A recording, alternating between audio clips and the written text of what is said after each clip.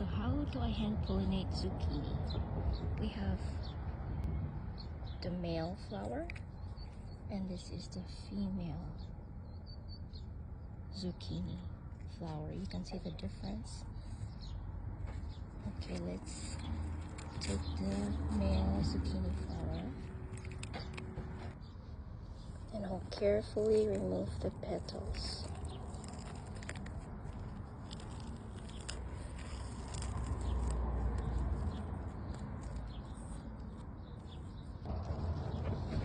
And let's make sure that the pollen gets in there.